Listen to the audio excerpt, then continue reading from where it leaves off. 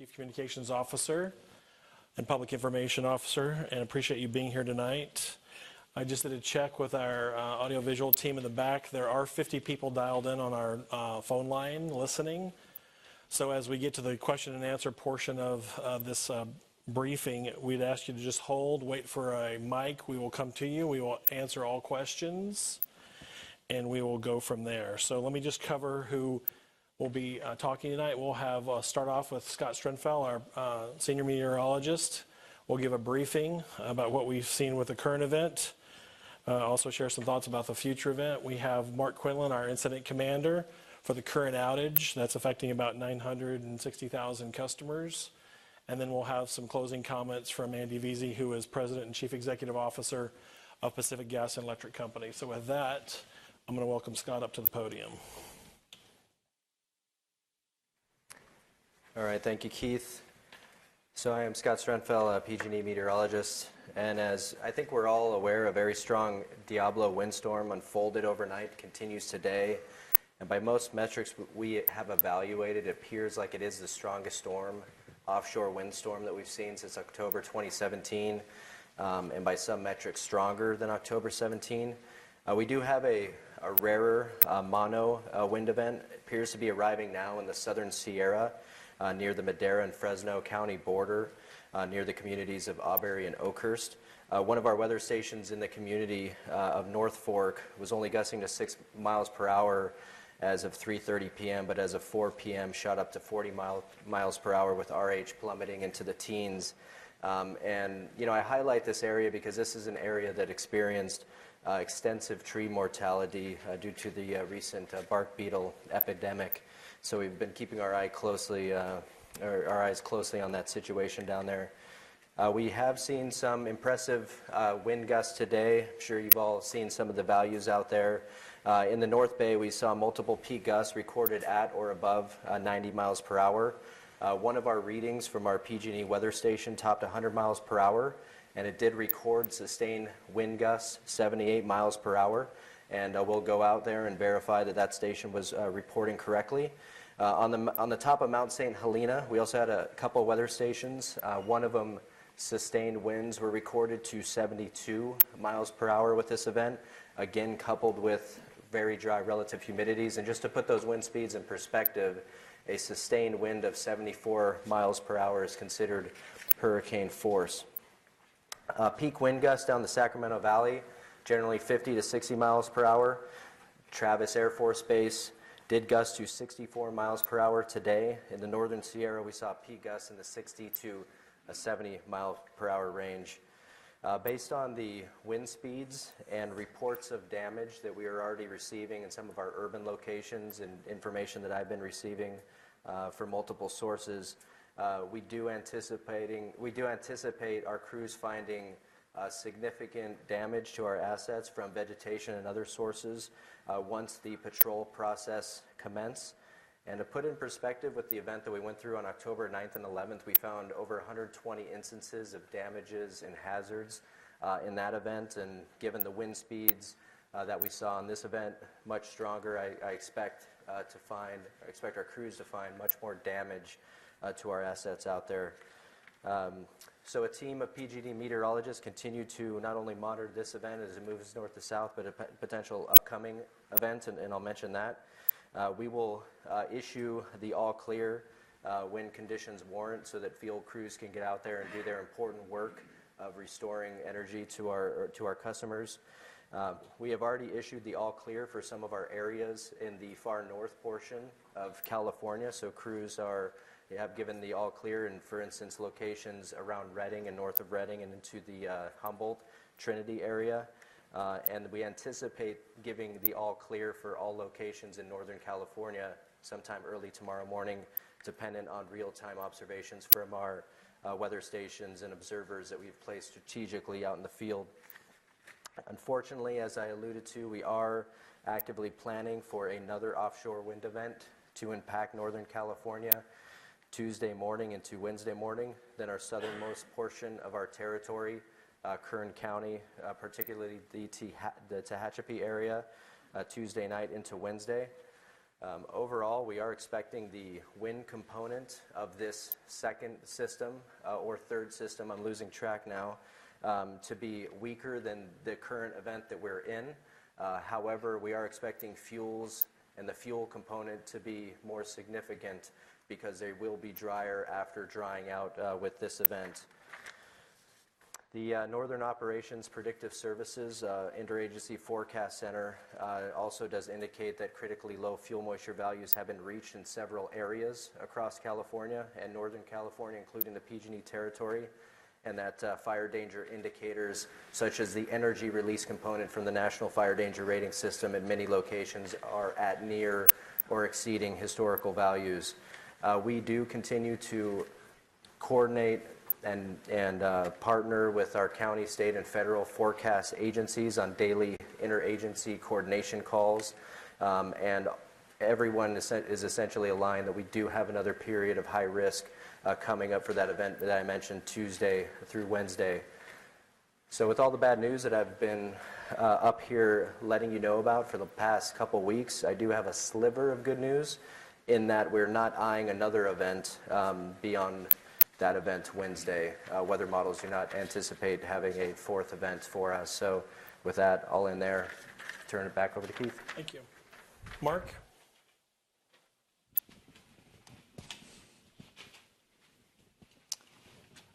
Good afternoon, everyone. My name is Mark Quinlan. I'm the incident commander for our PSPS event, the 1026 PSPS event.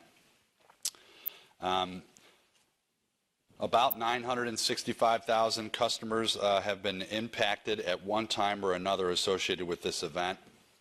I'll get into the specifics of that. In addition, we've received roughly 100,000 as of the beginning of this conference. We have about 100,000 customers that are out of service based on emergent outages. Yesterday I signaled there's a large footprint that's associated with PSPS, that's the 965,000 portion, but we did experience or anticipate that there would be additional customers interrupted on the energized portions of our system due to the heavy winds that we were anticipating, and that has shown itself this afternoon. So our restoration efforts are on a couple of fronts. We're dispatching crews and our first responders out to these emergent outages as we normally would do in the winter or during regular day-to-day business for outages. And we are also starting our patrols and our restoration process on some of the areas of our service territory. Scott referenced them, namely in the North Valley, the Northern Sierra, and the North Coast. If you recall the zones, we split our system up into 6 zones. A 7th zone came in for that mono wind that Scott mentioned that's occurring right now. We were able to pull forward the all clear times for zones 1 and 5. That's about 18 fire index areas and represents about 8 of 38 counties that were impacted. So with the changing weather conditions, we go with the forecast, we monitor the actuals, timing shifts on occasion. It's been favorable for us so far. We weren't anticipating being able to start our patrols and restoration on a few of these zones until tomorrow, but they came in early. Wind conditions decreased in those areas, and it allowed us to start a little earlier. So that's very, very good news. At one point, we were actually patrolling and restoring areas in the northern area of our service territory, and at the same time de-energizing southern areas of the service territory because it's such a large 70,000 square mile service territory. So lots of operational complexity associated with that. But so far being done safely and without any disturbances or impacts to the overall interconnection in the state of California or the larger West footprint. The good news is that all clears for all of the remaining zones will occur sometime tomorrow morning between 0600 and 0800. There was a small area in Kern County that we're still monitoring. We feel that that's going to drop out of scope because wind conditions are not coming in as originally forecasted, so that's good news for the folks down to the south. To Scott's point, the next event is October 29th, and that begins between 0800 and 0900 in the morning, and it ends roughly October 30th at 10 o'clock. So similar to this event, the footprint is similar. Customer counts are a little bit different, a little less impact than what we've experienced so far with this event. But the timing will be similar, where we'll have areas of the state that come into play where we need to de-energize earlier than some other areas. So we're working with the meteorology team and running all of our advanced analytics and looking at our forecast models to make good informed decisions. Because as referenced yesterday, we do not want to interrupt any customers any earlier than we need to. We want to do this as close to the high-risk period as possible, because we understand how inconvenient and burdensome power interruptions are to the general public. We're included in that, so we completely understand. In terms of our field resource team that has started the patrol and restoration sequence, 6,000 field employees, roughly, a bit north of that. We have 44 helicopters that we're using to do air patrols. We're also continue to leverage that night flight capability that's been furnished to us through Cal OES on the fixed wing aircraft that has the ability to see some of our conductors at night via a high-res camera and some infrared technology. So that's saving some time for us to do patrols at night, number one, and then it allows us to redeploy the helicopter assets to the distribution system the following morning. We have made a request for mutual assistance to our partners in the industry. That consists of 130 employees that have already arrived on the PG&E system and are working. They are patrol resources, qualified electrical workers to help us do these patrols. We have 110 additional employees that have committed and will be on the system tomorrow for their safety briefing and onboarding. We've also made a request for 150 additional 4-person heavy construction crews to help us out with any type of repairs that we need to address as a result of the high winds. And we've been working with some contracting partners to secure an additional 40 helicopters that would be incremental to the 44 that we already have, and that would really expand our air attack on this and enable us to restore quicker than usual. We remain by the side of CAL FIRE on the Kincaid fire footprint. We understand it's still a volatile situation, especially with the high winds and the impacts to the fire, but our team is there working under their direction, and we are doing everything that we can to support those first responders. Finally, in regards to CRCs, we have 60 community resource centers that are open. Referenced yesterday that the hours of these are between 8 in the morning to 8 in the evening, and there's a number of different amenities that are provided for our customers to recharge phones, get water, hot drinks, dry food, Wi-Fi access, and things like that to provide a little comfort during these times. So with that, that concludes my operational briefing, and I'll turn it over to Andy Veazey. Thank you, Mark. Good evening, everyone. I'm Andy Veazey. I am the President and CEO of the Pacific Gas and Electric Utility. That means I have oversight for all of our utility operations. Let me start with the gratitude for the first responders fighting the Kincaid fire. It is a volatile situation. I spent my day touring around Sonoma County. I actually visited with our incident command at Rohnert Park that is supporting CAL FIRE in meeting the challenges presented by the Kincaid fire. We're working closely. We are working at their direction.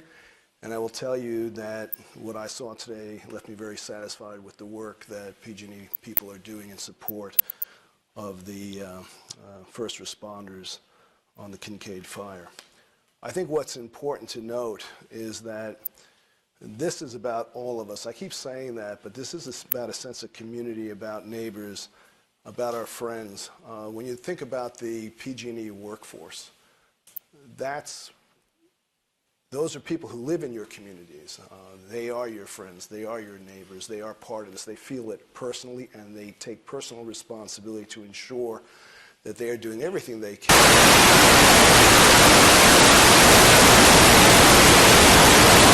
But there are obligations on all of us. I also had the opportunity today to visit our CRCs up in Marin and Sonoma County.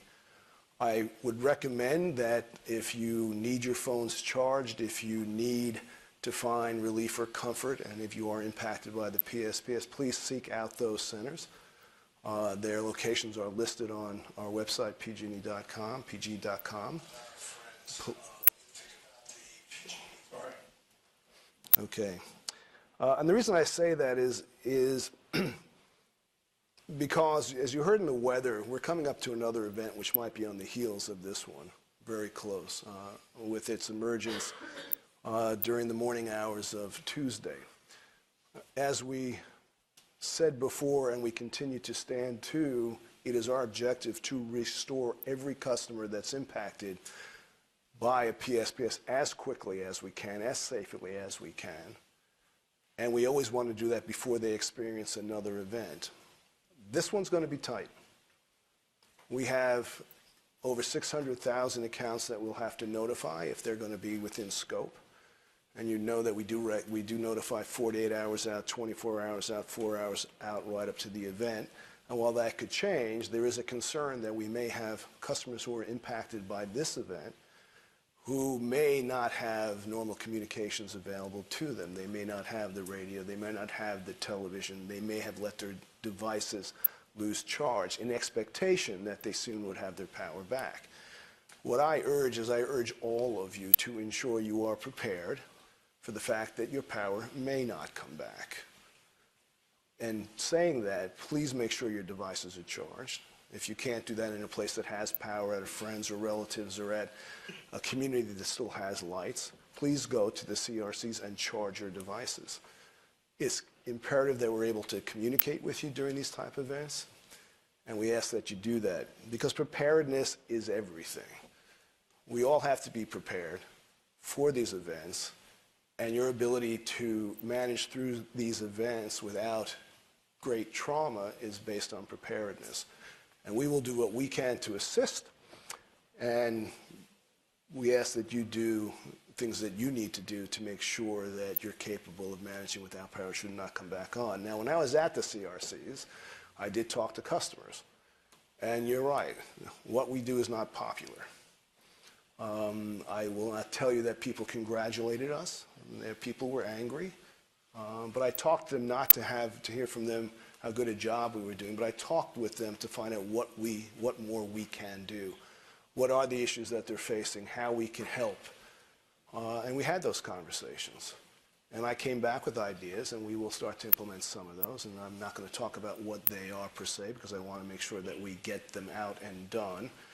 But this network of CRCs is a valuable thing, and I hope you take advantage of them. One of the questions that came up was always the question of the scale and scope. Do we have to do it so broadly? Why do certain communities have lights and others don't? And we try to explain that, as we've said here before, we bring engineering and analytics to this question. We look at years and years of meteorological data, years and years of outage data. And in doing that, we look for the highest risk zones where we have the potential for catastrophic wildfire. And as we've said, the thing we try to prevent is debris contacting our lines in high wind zones where there is dry and plentiful fuel, and the probability of fire spread is significant. So when you think about 30,000 miles of conductor, which is more than can wrap around the earth, the question is, that's what's in scope. To do anything less would basically be rolling dice around public safety, and we will not roll the dice when it comes to public safety. So that's why it happens.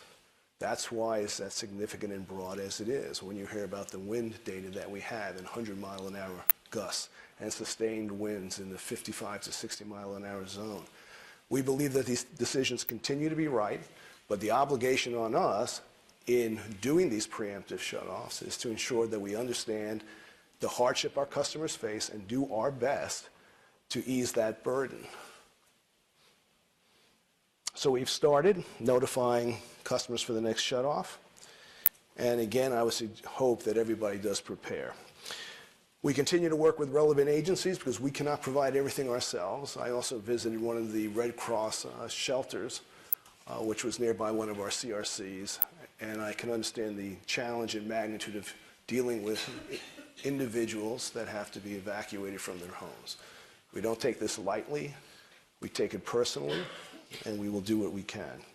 The last thing I will say is that, once again, we've had instances where our field workers have been accosted and threatened, and we would just ask that while we know, and I personally know, that there is a lot of anger out there, please do not direct that to our men and women, our employees, our contracted people who are there for only one reason, to keep you safe, but to ensure that they can restore your energy and power as quickly as possible. So with that, we'll open it up to questions. All right, so questions in the room. David, do you want to start? Do you have any questions? Oh.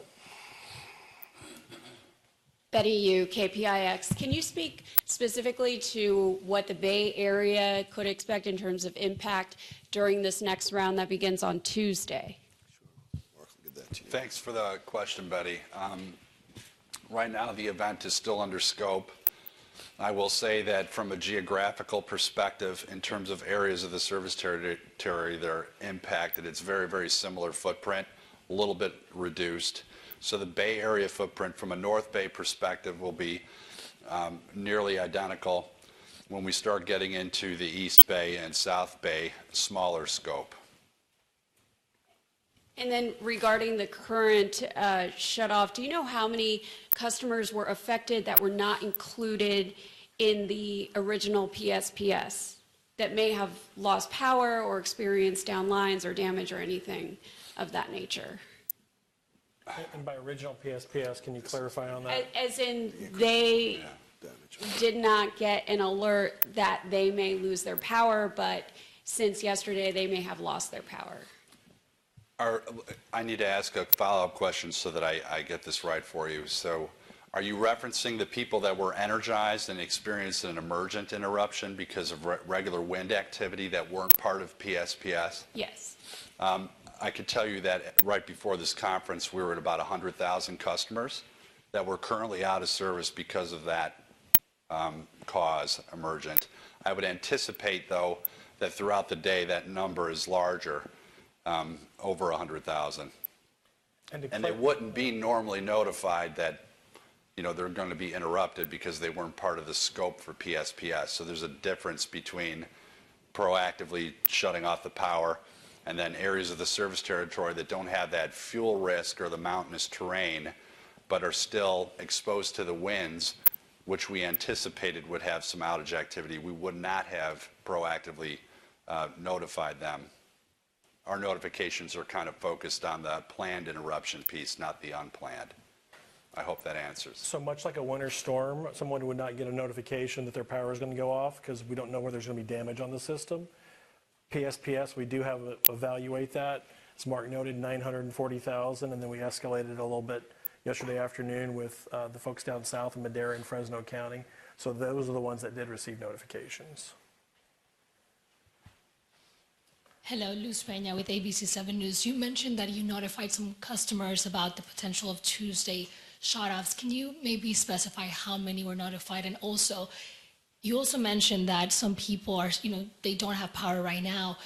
Is there a chance that some of those customers that still don't have power at this point are not going to have power maybe until Wednesday, Thursday because of this new round? So thanks for the question. I'll answer the last one first. And this is consistent with Andy's remarks. There is a potential that there may be people that are currently interrupted as a result of this PSPS event that we do not get to restore before the weather becomes unsafe again, and they remain out of service and are out until we get the final all clear. We're in the process of determining where and who, because we understand how important that is to customers. We understand that they need to make plans, and we want to be transparent as we can. We'll know by tomorrow morning. In regards to the customers, the first part of your question, that were notified of this upcoming event on the 29th, we made our T-minus 48, our 48-hour advance notification today, and we'll make a 24-hour notification tomorrow, and then the imminent 4-hour notification right before we turn off. So we notified just over 500,000 customers today of a potential for a PSPS. That number will change before the 24-hour notification goes out. And there's two ways that changes. The first element is weather. Weather conditions change. Obviously, the footprint changes of the assets that could be impacted. That's one aspect.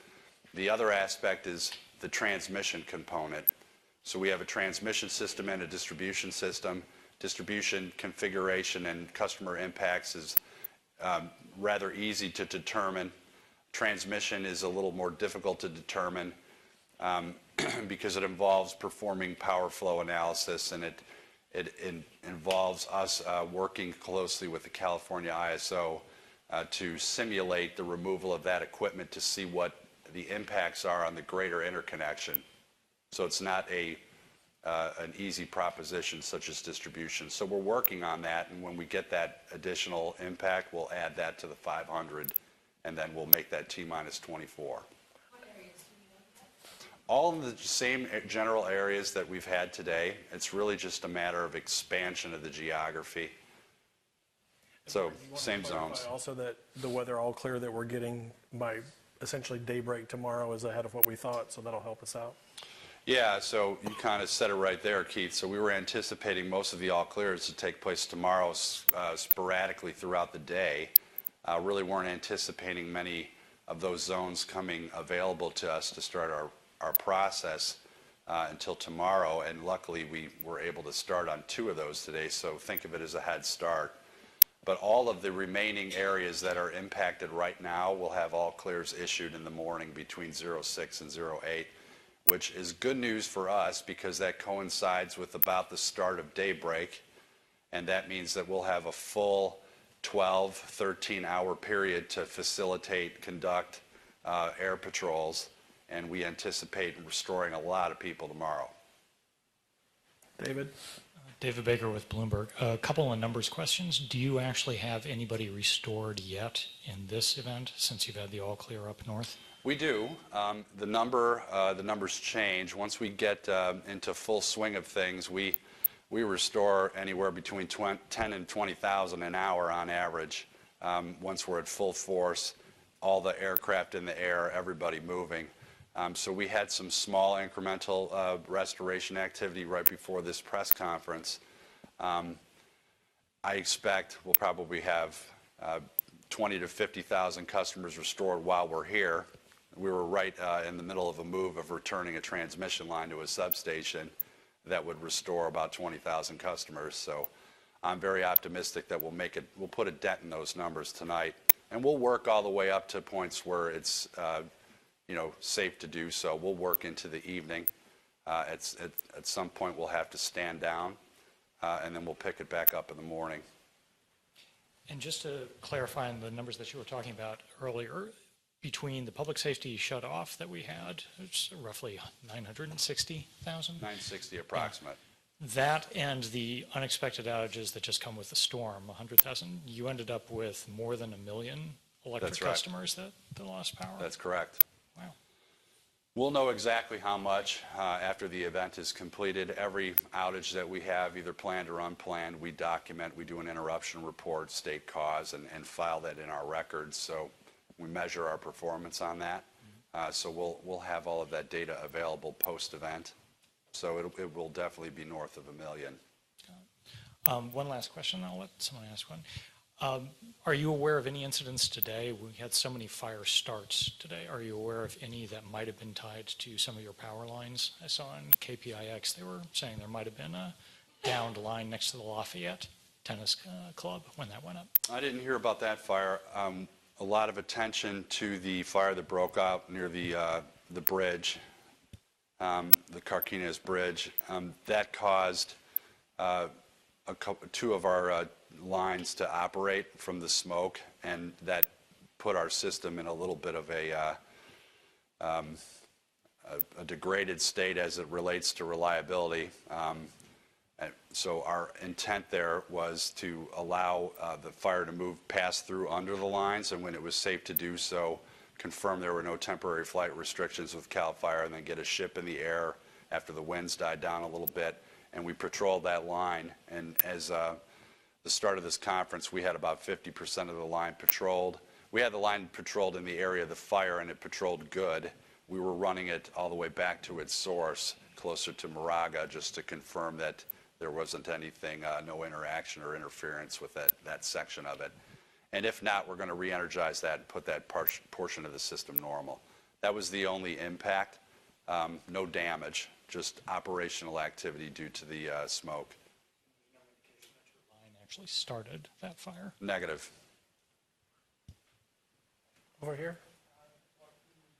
Joaquin Palomino at the San Francisco Chronicle. Just to follow up on David Baker's question, any other incidents that you know of besides the Vallejo one? As our reports of Milpitas, also the Lafayette as well, a fire in Lafayette that might have been related to, or at least anecdotal reports that there were, down lines in the area. Yeah, I don't have that information, but we have our Wildfire Safety Operations Center. We have that up. That's a 24/7 facility that monitors fire activity, both emergent and planned controlled burns, and they were very active today tracking fires. Our primary intent there when we are notified of a fire is what we need to do to support the fire suppression efforts with either the local agency or CAL FIRE, depending on the size and scope of the event.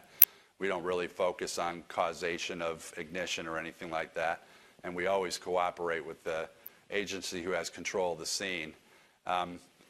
So there also is a Wildfire Safety Operations Center analyst that is full-time in our Emergency Operations Center as part of my staff as the IC of the event, so that they're right there and they've got direct access to all of those systems that we use to monitor fire activity.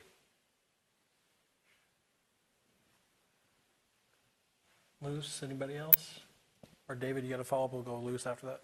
Yeah, just sort of an overall question. I mean, the last big PSPS we had here, there was a lot of criticism about how it was carried out and things that didn't work well in terms of the website, call centers, and things like that. Operationally, how do you feel this one is going in comparison? Well, maybe I should answer that. I think the execution on this one was improved. Right? I think the major elements that we dealt with, which needed significant improvement, as we got a lot of advice and criticism, was really around coordination with the counties, coordination with tribal governments, tighter coordination with all state agencies, and better communications with our customers. And that's where we've been focusing. In the core of our operations, when you talk about the planning, the scoping, the reconfiguring, the de-energization, the re-energization, I think that, and I say this without a sense of pride in my own organization, was performed as well as they could be performed. When you think about the last major PSPS, and credit to Mark and his team and all the hardworking men and women in the field, when we had 780,000 more or less accounts that were de-energized, the speed at which we brought those back was quite remarkable, and I would say would be unmatched in the industry. Now, granted, we weren't dealing in a storm situation. This was a planned event, and therefore you would expect it to move more smoothly. But I will say, given the magnitude and scale of our technical operations that were safely performed, because this is dangerous work, was I think, set a new standard. But where we definitely needed to improve, and we made significant improvement, and we're not yet done making improvements, is in the coordination with everyone else who's part of this. And recognizing that, you know, it's not only the counties, it's not only the other relief agencies, it's not only the tribal governments, it literally is the customers that have to be involved. And the danger with a business like ours is that we are very good operationally, and we tend to have an operational focus. Historically, there's never been such a thing as a massive planned outage of this scale. And so it's not surprising that there's some things that we just haven't gotten down to the same level as our operations.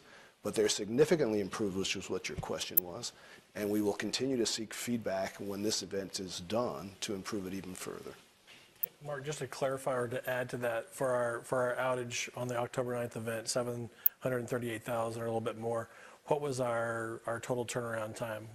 About 40? It was roughly 48 hours, but I'll put it in a little context. That's, you know, I've made comments today and in previous conferences about our ability to perform aerial patrols.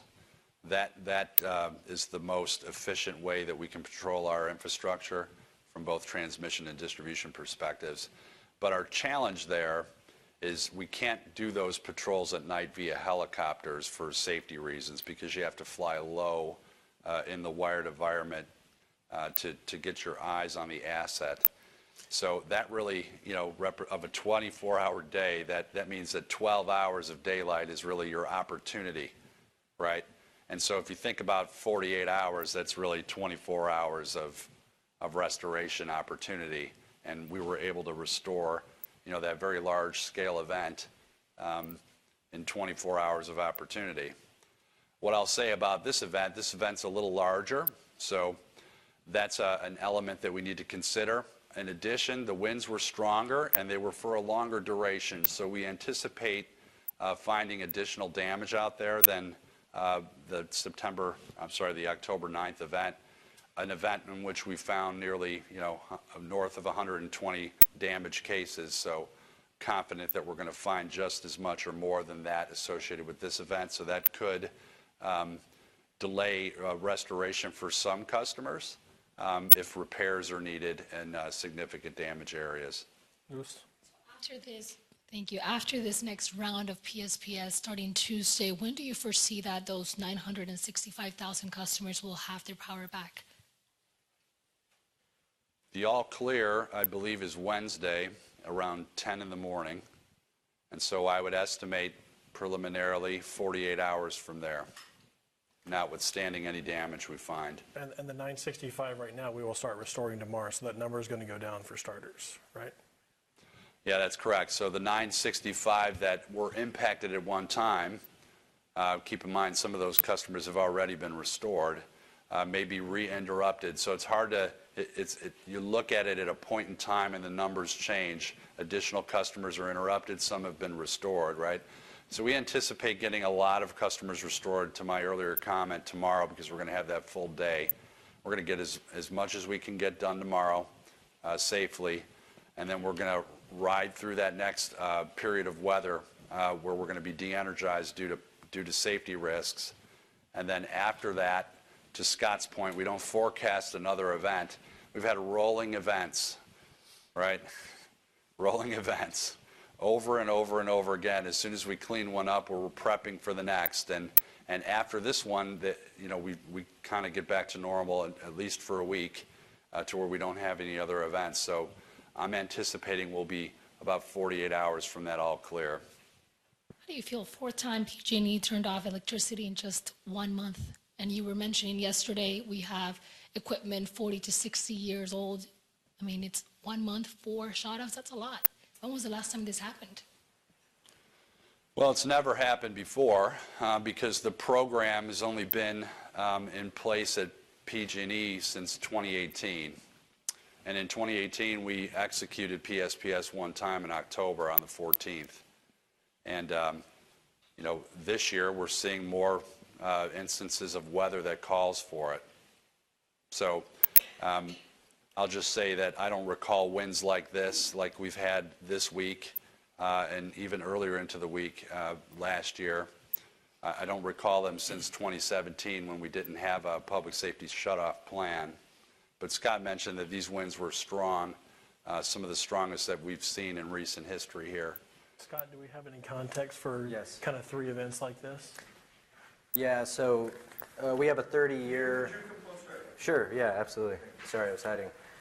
So we do have a 30-year weather high-resolution climatology that we've been able to analyze to determine when these offshore wind events occur before the first rains.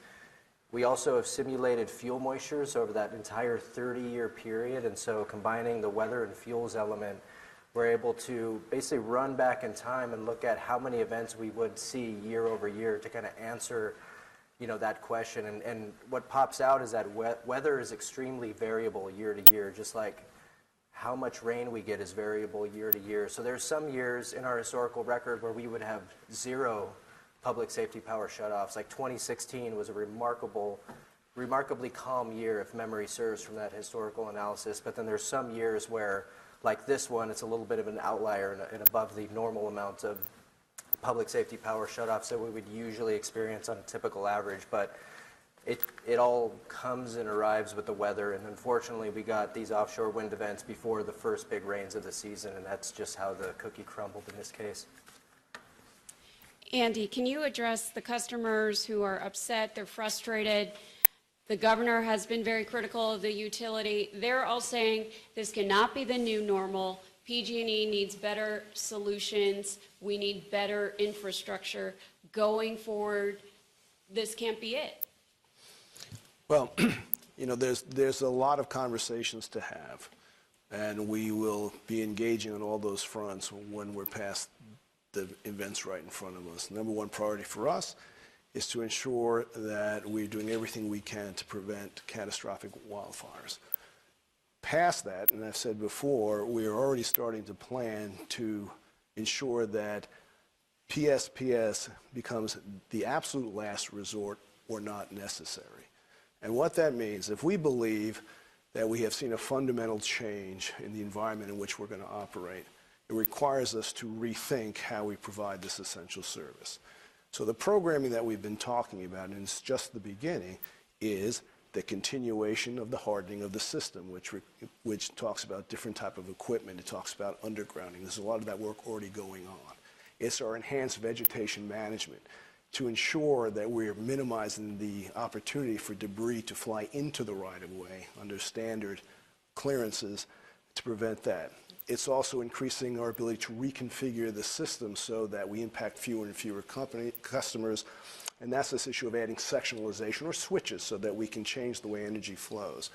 Along with that, it does then require a different strategy in terms of distributed generation, because what enhances our ability to reconfigure the system is providing new sources of energy that we can use on a temporary basis to supply areas as opposed to shut them down. And then then the last is this question of microgrids. Can we have resilient zones so that we change literally the way we think about the provision of energy over the long haul? The execution of all these things will make it less necessary to have broad, big PSPS. We do believe that this will take time, that PSPS must remain a viable option, and what will allow it to be a viable option is our ability to execute it seamlessly in cooperation with state agencies and tribal governments and counties and our customers to make sure that when we have to do it, we can do it with the minimal disruption and hardship it's going to cause, and that's really where we're going. A technical question. Sure. People who are affected by this current shutoff, is there a chance that their power is not restored in time for the next shutoff on Tuesday, that they will not have had power since Saturday? Yeah. It depends on a number of factors, but I will say, and what I want to say very clearly is, let's say that yes, there is that possibility that even as well as we can execute the restoration, and you heard Mark talk about that, and it will depend on the damages that we find associated purely with the windstorm. We want people to think, every customer to think, what happens if they do not get restored? Can they go for another day and a half or 2 days and take all those precautions? It's important that we don't become complacent, that we don't set goals that can lead somebody not to take care of what they need to take care of. So I would ask everybody who is listening or watching this to make sure you're prepared for the potential that your power may not be restored. That's not what we want to do, and we will work very hard to get everybody back. But as soon as you have your energy back, or if you don't get it, please make sure your devices are charged, that we can communicate with you and prepare for your own safety. That's very important. So I'd like to talk about it that way. Tomorrow we'll be able to talk in more defined terms as who will be impacted. What's very important for us at these 5:30 conferences is to get as much information out to our customers that we can so they can plan and prepare for these events. Okay, I think that takes care of everybody. I want to thank our sign language interpreters for being here again today, very helpful. I appreciate them helping us get out important safety information and preparedness information to all customers. So with that, we're done. We'll be back tomorrow at 5:30. And if you have additional questions, you can always call the media line, 415-973-5930. So thank you.